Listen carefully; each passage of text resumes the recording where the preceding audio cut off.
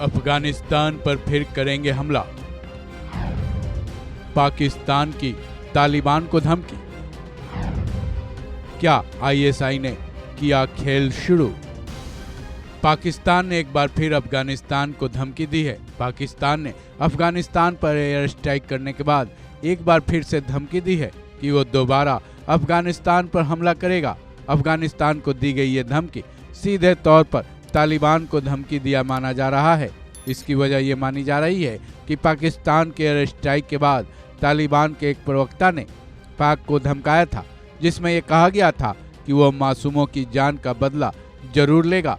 साथ ही ये भी माना जा रहा है कि इस मामले में अब आईएसआई भी कूद पड़ा है और वो कोई खेल रच रहा है।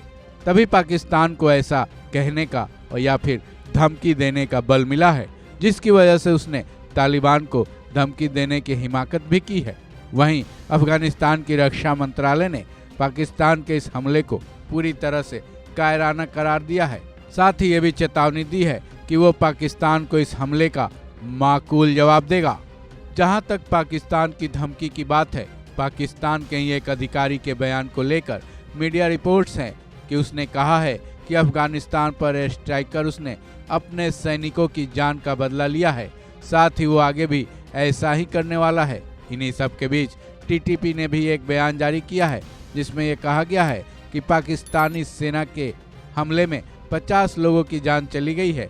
अब सवाल ये है कि आखिर इस मामले में आईएसआई का नाम क्यों आ रहा है।